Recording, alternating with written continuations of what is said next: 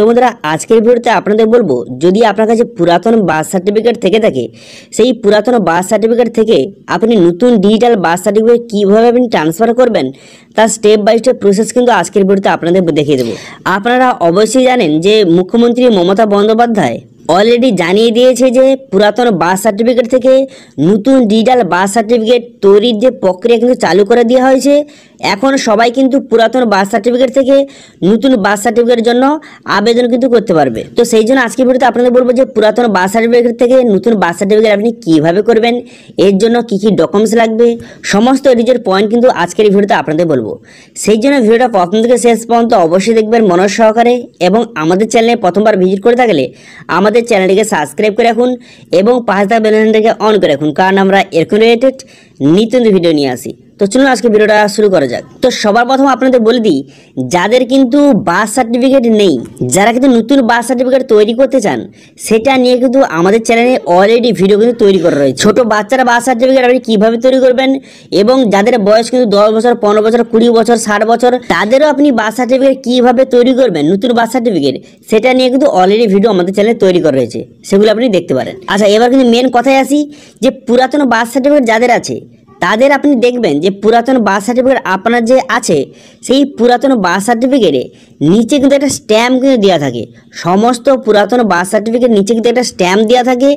এবার সেই স্ট্যাম্প যে যেখানে দেওয়া রয়েছে, সেখানে কিন্তু আপনার বার্থ সার্টিফিকেটটা কোথা থেকে তৈরি হয়েছিল, যে আপনার পুরাতন বার্থ সার্টিফিকেটটা কোথা থেকে তৈরি হয়েছিল তার কিন্তু নাম লেখা আছে, এবং সঙ্গে কিন্তু সেখানে অ্যাড্রেসও কিন্তু লেখা রয়েছে।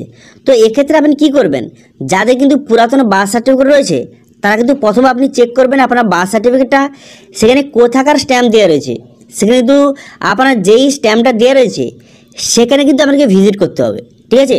যদি আপনি কলকাতায় মিউনিসিপ্যালিটি সেখানে স্ট্যাম্প দেওয়া থাকে, তাহলে সেখানে আপনাকে ভিজিট করতে হবে, অথবা অন্য কোথাও যদি স্ট্যাম্প দেওয়া থাকে, অন্য কোনো জায়গার যদি স্ট্যাম্প দেওয়া থাকে, যেখানকার স্ট্যাম্প দেওয়া আছে সেখানে কিন্তু আপনাকে যেতে হবে, ঠিক আছে।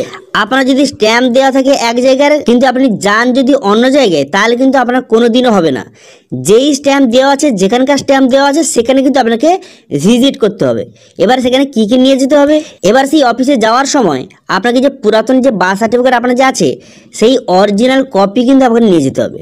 এবং সঙ্গে আর কি নেবেন, আপনার আধার কার্ড নেবেন, ভোটার কার্ড, রেশন কার্ড, এবং আপনার যে যদি আপনি মাধ্যমিক পাস করে থাকেন তাহলে কিন্তু মাধ্যমিকের সার্টিফিকেট, এই সব ডকুমেন্টস, আপনার যেসব ডকুমেন্টসগুলি আপনার রয়েছে সেই সব ডকুমেন্টসগুলি কিন্তু আপনি সেই অফিসে কিন্তু অবশ্যই আপনাকে নিয়ে যেতে হবে, ঠিক আছে।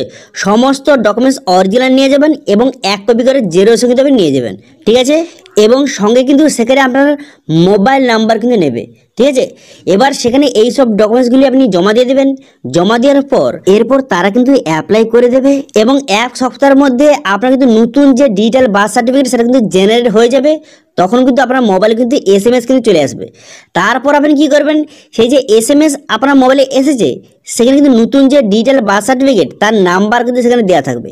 সেই নাম্বার দিয়ে আপনি অনলাইন থেকে খুব সহজে নতুন যে ডিজিটাল বার্থ সার্টিফিকেট আপনি প্রিন্ট আউট কিন্তু করে নেবেন, ঠিক আছে।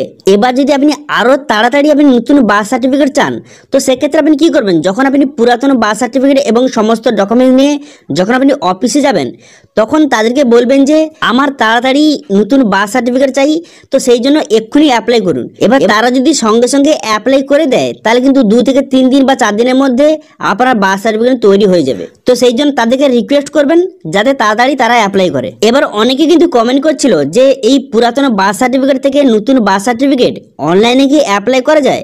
অনলাইনে অবশ্যই অ্যাপ্লাই করা যায়, তবে কিন্তু আমরা বা সাধারণ মানুষ কিন্তু অনলাইনে অ্যাপ্লাই করতে পারবে না।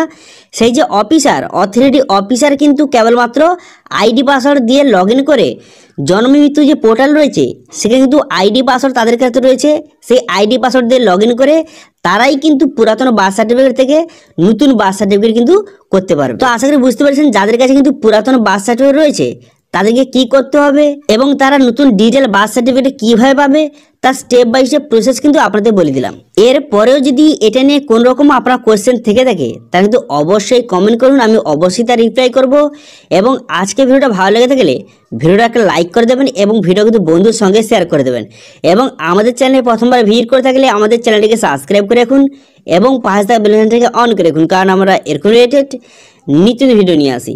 আজকে ভিডিওটা এই পর্যন্তই, দেখা হচ্ছে নেক্সট ভিডিওতে। Thank you.